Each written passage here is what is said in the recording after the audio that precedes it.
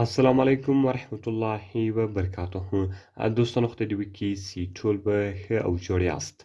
دوستانو که چیرې ستاسو څخه ستاسو د موبایل کوډ ورک وي او که تاسو غواړئ چې د خپل موبایل کوډ خلاص کړئ، دغه به تاسو څنګه خلاصوئ. په دغه ویډیو کې به زه تاسو ته دغه طریقه درښیم. دغه ویډیو له موږ سره تر پایه وګورئ او ویډیو خامخا سره لایک کړئ، له خپلو دوستانو سره یې خامخا شیر کړئ او د درکم ته نورو ښایسته ویډیوګانو لپاره زموږ چینل خامخا سبسکرایب کړئ.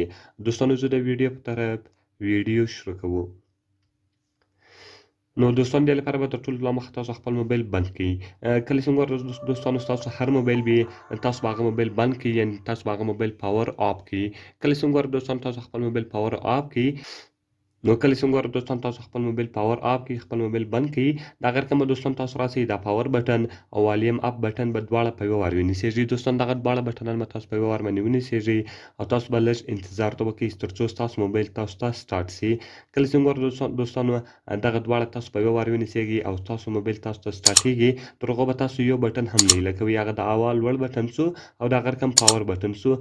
دغه دواړه به دوستان تاسو نیولي وي او د هغه رقم به ستاسو موبایل تاسو ته سټارټ شي او بعد کې به دوستان تاسو چیش کې ایله کوي. نو ګور دوستان اوس هغه دواړه بټنان ما ایله کړو، د هغه رقم دوستان دلته ماته هر ریسیټ اپشن راوړي. نو دوستان تاسو په تر هغو لږ انتظار ته وکړئ. نو ګوره دوستان دلته بیخي زیات اپشنان دي.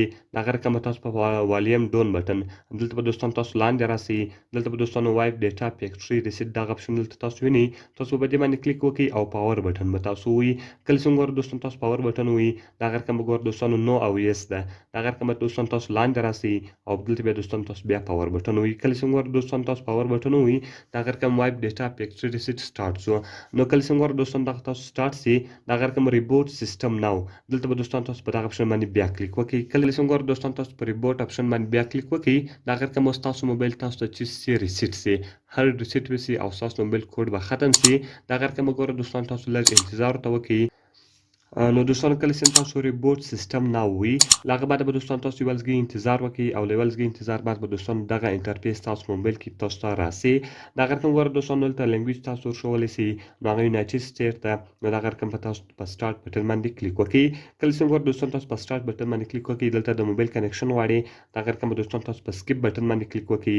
کله چې ګوره دوستان تاسو په سکیپ بټن باندې کلیک وکړئ، اوس وای فای کنیکشن غواړي، هغه به دوستان تاسو چیش کې سکیپ کړئ او د هغه رقم به دوستان تاسو په کنټینیو بټن باندې کلیک وکړئ.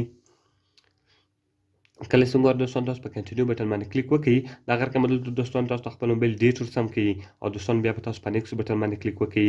دلته به دوستان تاسو خپل نوم ورکړئ. نو تاسو دوستانو هر نوم ورکوئ، دلته به دوستانو صرف تاسو هغه نوم ورکړئ او د هغه رقم دوستان تاسو بیا په نیکسټ بټن باندې کلیک وکړئ.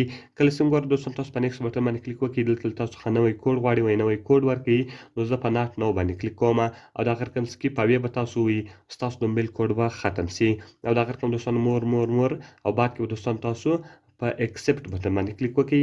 کله چې ګوره دوستان تاسو په اکسپټ بټن باندې کلیک وکړئ، جسټ ویټ ا سکند ده. نو دلته به یو لږ بعد ستاسو موبایل تاسو ته سټارټ شي او د موبایل کوډ به څه شی سوی وي، ختم سوی به وي.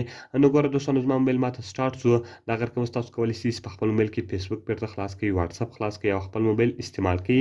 د هغه رقم ګوره دوستانو زه خپل موبایل بیرته لاکوم او بیرته دوستانو زه سټارټوم. کله چې ګوره دوستانو زه بیرته خپل موبایل سټارټ کړم، د هغه رقم ګوره دوستانو اوس کوډ نه غواړي او کوډ یې چیرته سوی ده، ختم سوی ده. نو دوستانو په دغه طریقه سره تاسو کولی شئ چې د موبایل هیر سوی کوډ خلاص کړئ. ډېر ښایسته او خوندوره طریقه ده. د هر موبایل کوډ تاسو ډېر په اسانه طریقه سره خلاصولی شئ.